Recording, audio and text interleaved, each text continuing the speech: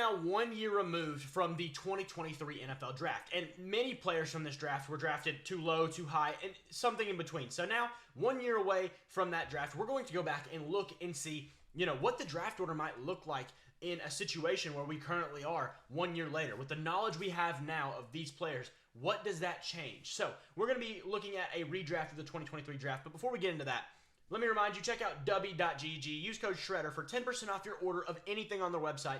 They have some great energy drinks. Right here is my favorite, the blue raspberry flavor. They've got some crazy nice bottles, and the artwork on that says W, that's upside down. Anyways, go ahead and check out w.gg and use code SHREDDER for 10% off your order, or click the link in the description. Either way, let's get right into this video.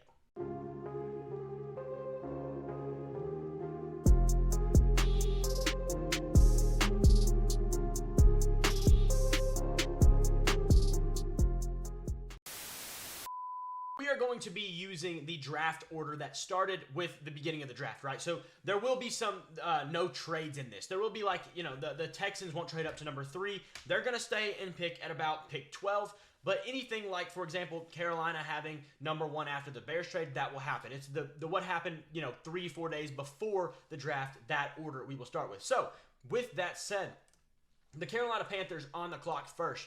Obviously, the original pick here was Bryce Young, but this time they're going to turn around and go C.J. Stroud. Clearly, he was the better quarterback coming out, and do I currently believe that he still is? Maybe, maybe not. You could turn this on the dime and say, there's nothing to work with in Carolina, change the scenarios, and Bryce Young has the success in Houston that C.J. Stroud would have. There's an argument for that. Do I believe that? I don't know. To this point, the best quarterback has been C.J. Stroud. That's all you can say, and he goes number 1 in a redraft. Number 2 overall, the Houston Texans are on the clock, and the big question here is, do they still go Bryce Young? In my opinion, no, they don't. However, they do go take a quarterback, and they get Will Levis. Will Levis showed us some good things here in year 2, and, is it the best pick ever? Maybe not, but the best quarterback available is currently Will Levis. I don't think there's any debating that. At 3, the Arizona Cardinals ultimately traded down with the Texans so they could come up and grab Will Anderson. This time, the Cardinals see how good Will Anderson is, and they're going to stick and pick. We get the same player at the same position here, being that he is the best non-quarterback in this draft so far to this point, and I just don't think it's a very big question. Will Anderson is a huge help to this defense on a team that just needs talent overall. At number 4, in real life, this pick turned out to be Anthony Richardson for the Colts. However, they're going to go and change that pick here. He didn't really get to play very much last year, only played about 2 games. So, or 2.5, whatever it was.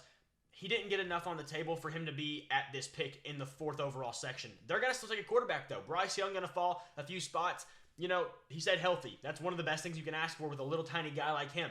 With him having this offense, having Josh Downs as a receiver potentially, having, the O-line they have, Jonathan Taylor, maybe he has some great success here too. Maybe it's just the situation in Carolina. That's very much an argument. At number 5, the Seahawks went and took Devin Witherspoon in real life, and they're going to stay and pick the same guy here. Devin Witherspoon at 5. He did very much good enough for them to retain keeping him as a factor. There's not a lot here, and this is going to be one of the only times the same team gets the same player in the same spot.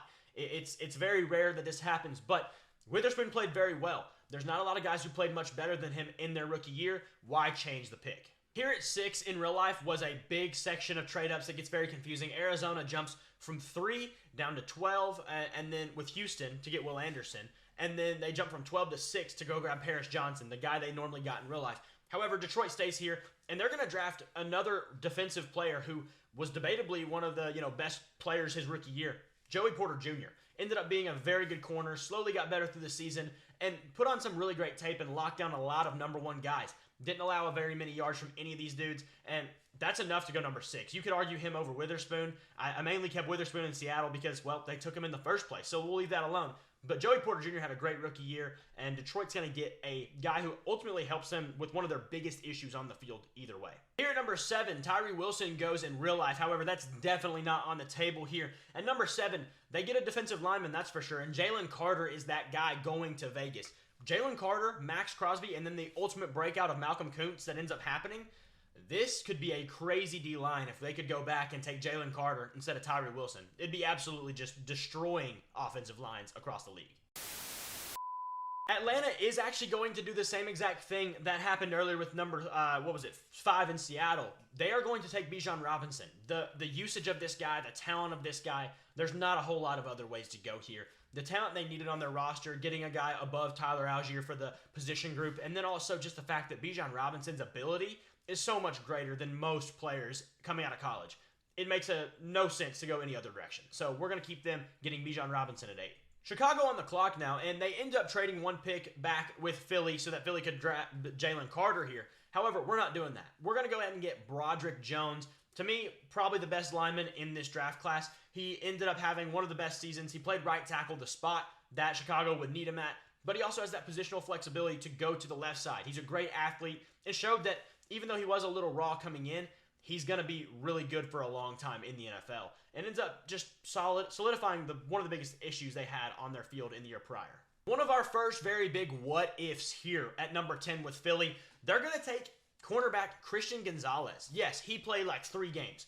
However, he played incredible in those games, and watching Philly this coming year, that ends up happening after this draft, they could have needed anyone in the secondary. This guy's probably the best guy available, and when he did play, he was very good. He just happened to get hurt. In this timeline, you're banking this off of potential. Maybe he doesn't get hurt, and you have an absolute stud in Philly once again, either way. Tennessee at 11 does still need a quarterback, and they're going to land Anthony Richardson. Once again, very much like Christian Gonzalez, didn't play a whole lot, but you're still banking on a lot of upside here. They go out and grab Anthony Richardson, an absolute monster of a talent. And the way he's coming out in year 2 in training camp, if you're paying attention to that, it's a guy that we should be worried about here in the NFL. However, yet to see it from him. However, you're also still basing this off of a lot of, forthcoming things, a lot of potential, a lot of projection. Still enough to get a guy like this who has all the talent he does on a roster very early at pick 11 here for Tennessee. For Houston's second pick of this draft, they took Will Levis at number 2 overall. Now, they're going to grab a D lineman here because their defense needs some big help, and they ended up not getting Will Anderson in this timeline, obviously. So we're going to grab them Kobe Turner, a guy who really helped them in LA change the D line for the future and really solidified a group that, isn't too worried about Aaron Donald being gone. Sure, is he going to replace Aaron Donald? No one's going to do that.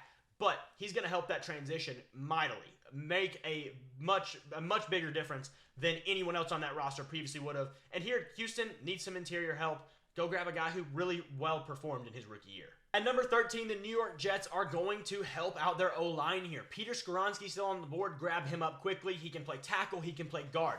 He goes way earlier than this in the initial draft. He goes to Tennessee at 11. I guess not way earlier, only 2 picks earlier. But this is a much-needed pick here. Obviously, Aaron Rodgers gets hurt 4 snaps into the year. Maybe having a guy here that can play tackle, that can play guard could help you out and not allow that to happen. Who knows? A big difference in their timeline, but also just needing a guy on that offensive line in general. The New England Patriots end up trading back and grabbing Christian Gonzalez. This time, he's off the board, and, we're going to figure things out here in another way. I think we're going here and taking Puka Nacua, a guy who goes all the way down in the 5th round, has one of the greatest years, and this is one of the first teams that really truly has a wide receiver as one of their biggest needs on the roster this year.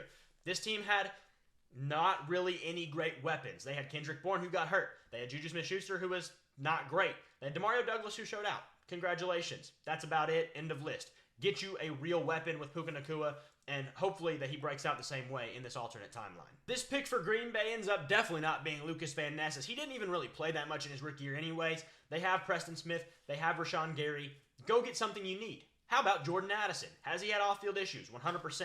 But when he's on the field, when he's playing football, the Packers have seen firsthand that he can tear up a defense. Get this guy. He is one of the best receivers out of this draft class, if not, behind Puka Nacua, but pretty much the best guy after that.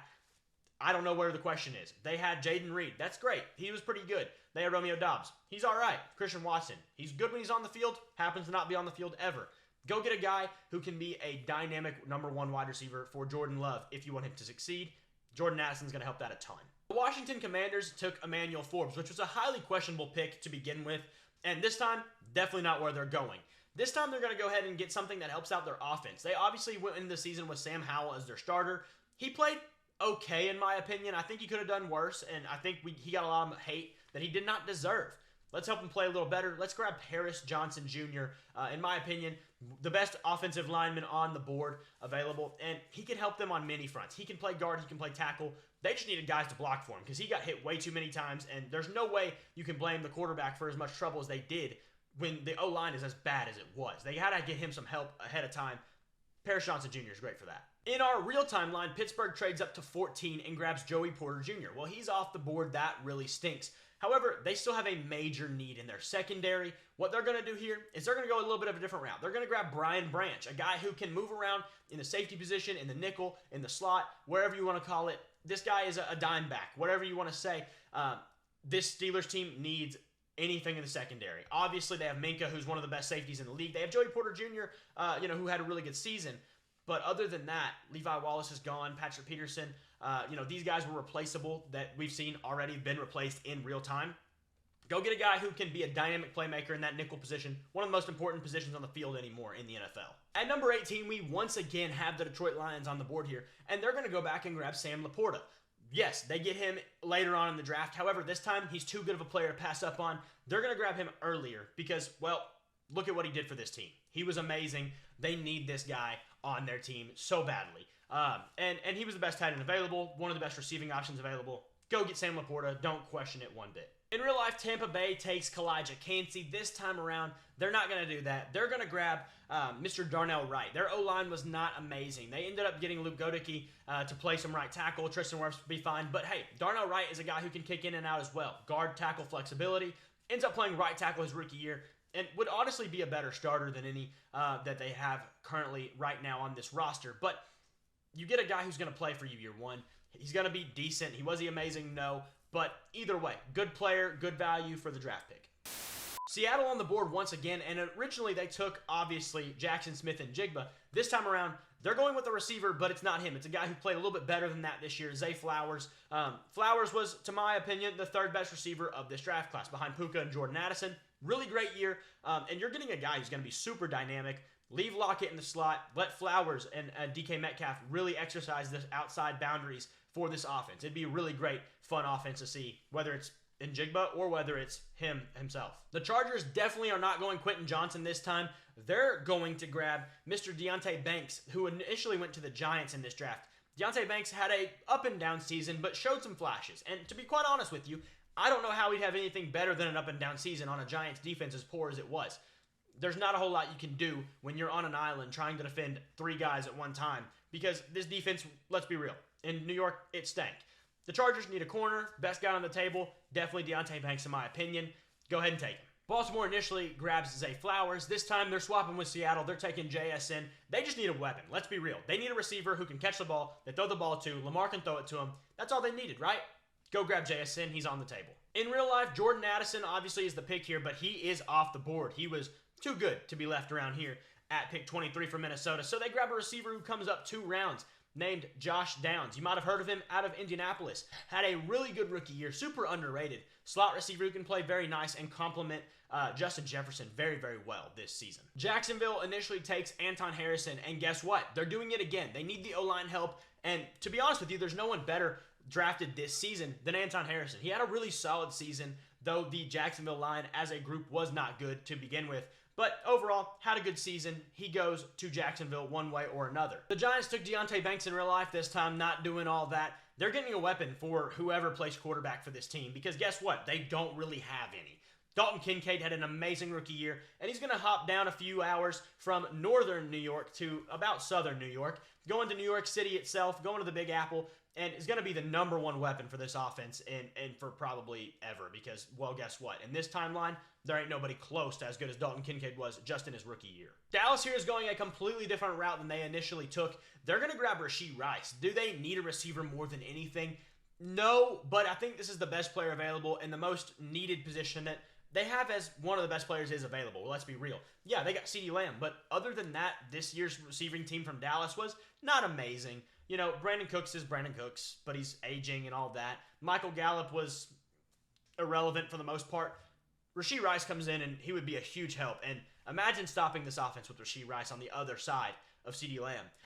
Yeah, that wouldn't be too easy. Buffalo's going to lose out on Kincaid as he's already been drafted, but they are going to get to take Tank Dell, a guy who didn't play a ton of games, but when he was out there, looked amazing. He's a little receiver. However, Tank Dell, Stephon Diggs, that might be enough to maybe make something happen this year. Be a little bit more, out there. Bills don't have a really great record of injury history anyways, so why not? Take the guy who might get hurt. Might help you somehow. I don't know. The Bengals want to make sure that Joe Burrow doesn't die. They're not very good at that, but this time around, let's take Steve Avila, one of the better O-linemen from the entire year, even though he went down in, I believe it was the 4th round or so. The guard center from TCU combo, I think he ultimately played center mostly in LA for the Rams. This time, he's going to go to the Bengals, and that's going to be a massive help considering he got hurt once again. Joe Burrow did. New Orleans also needs some O-line help so they can maybe get first-year tenured Derek Carr into this offense and maybe protect him a little bit more than they did. And, well, they're not going to get very far with this, but they're going to grab O'Cyrus Torrence. He about goes almost the same spot as he did in real life, but, you know, really good player and a solid pick for a team who has had a lot of O-line issues, and they're only getting worse from here as guys like Ramczyk eventually are going to end up medically having a ton of issues. The Philadelphia Eagles are on the clock again. They got Christian Gonzalez in the early parts of round 1, and here in the late parts, they're going to grab Byron Young from Tennessee, not Alabama, Tennessee. He's the one who went to the Rams and had a really solid year with Kobe Turner. And once again, going to be a huge help to this defense who, in real life, struggled mightily throughout this season after a Super Bowl run, right? So get a guy who, in his rookie year, panned out very well to help out this team who struggled defensively a lot. The Kansas City Chiefs have the effective last pick of this first round, and as the Dolphins had to forfeit their pick, obviously. But they are going to grab another weapon. In this, they ended up taking, I believe it was Felix Anudike-Uzomah. Doesn't play hardly at all. They're going to go ahead and get Jaden Reed, guy who went to the Packers, had a really solid season in his first year with Jordan Love. And it's going to help out and probably, I think he might do just as well, if not better, than Rashee Rice. And I know this was technically the second round. We're going to do pick 32 because there's always 32 picks in the first round, except for this year when the Dolphins had to get rid of their pick. But the Steelers are going to fix a problem they should have fixed a long time ago. They're going to take John Michael Schmitz. Maybe didn't have the best year. However, prospect-wise, is one of the better center prospects we had seen. The Steelers need a center. Mason Cole is a national terrorist. If you're a Steelers fan, you understand that. If you're not, you may not understand that. He's a national terrorist. Michael Schmitz going to do a lot better to not be a terrorist for this team. That's going to be it for this redraft. Let me know what you would change if we were to go back and be able to redraft based on what we know after 1 year of change. Either way, thank you guys for watching. Make sure to hit that like button and that subscribe button. They don't cost you a single thing and help my channel out a ton. Thank you guys for watching, and I'll see y'all in the next video.